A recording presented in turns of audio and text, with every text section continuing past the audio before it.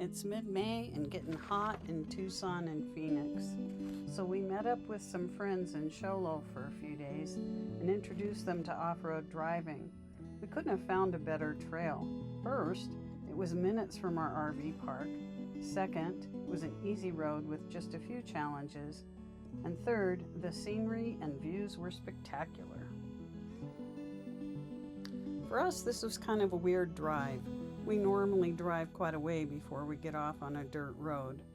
But in Show Low, you can start right off Highway 260, drive right straight through a neighborhood, and before you know it, you're in an area like this. One of the side trails we took, I didn't film it, actually went right up behind some pretty big mansions. I honestly, for a second, thought, God, that's gotta be a ski lodge. But then there were so many of them, so we knew, well, they're just mansions. And then we thought, well, there's a street there, so we should be able to just get out and go on back to our RV park. Well, there's a street, but there's also a fence, so we had to turn around and go back another way. I bet you've started noticing all the burned trees, both still standing and on the ground. It turns out that the area we drove through was burned in the enormous Rodeo Chedesky fire that threatened Show Low in 2002. The fire lasted a few weeks, burned 732 square miles in Coconino and Navajo counties, and destroyed 426 structures, and probably this truck. If you're ever in Show Low, the Historical Museum is really quite amazing. It's very big for such a small town. And in fact, it has one whole room devoted to this fire. The sad part about the fire is at least part of it was started by arson. One fellow thought that would be a way to get a job on a burn crew. He did, but then he also ended up with a job in prison.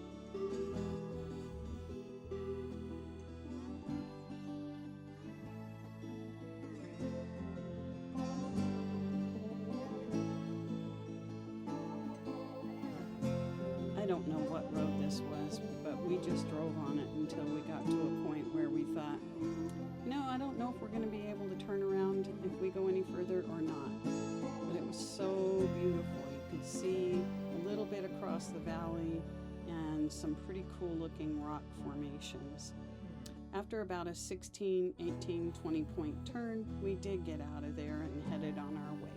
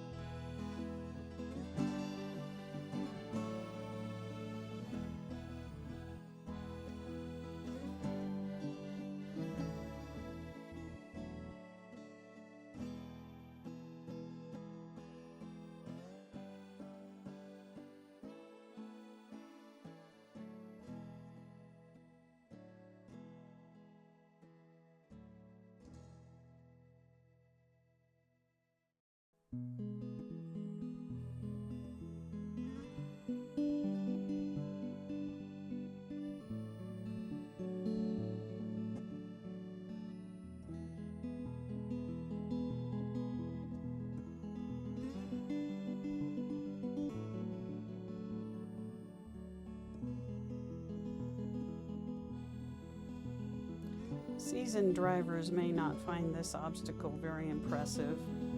But if you've never driven on something like this before, it's a pretty good place to start and practice and get all of us used to the idea that, yeah, you really can bounce around without breaking anything.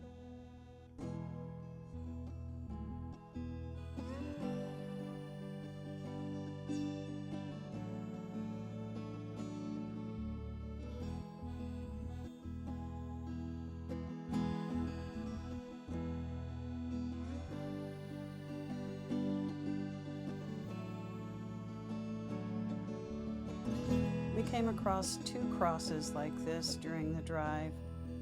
No one died during the fire, so we're not really sure what they were for. I'm choosing to think it was a beloved pet. Here's clearly some more burned area.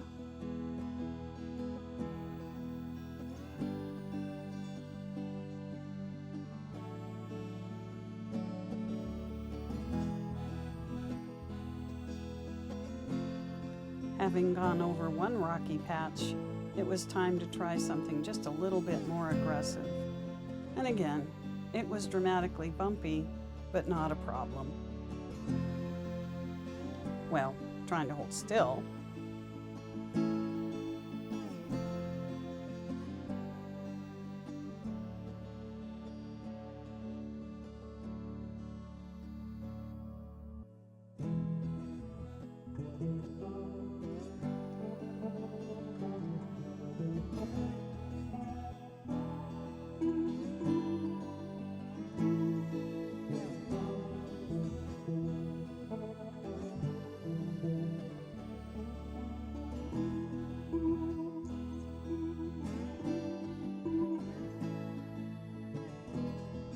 Toni's an eagle-eyed animal spotter, and although she didn't find any elk, she spotted several herds of very healthy-looking wild horses and a few deer, but no elk. Sorry, Toni.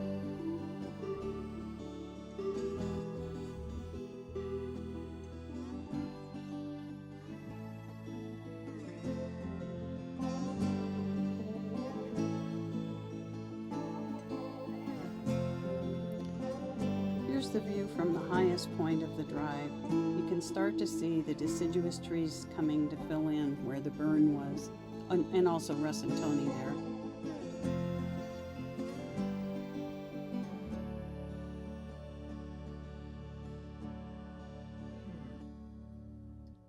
We got back on Highway 260 by passing through Pinedale and through this highly improbable covered bridge.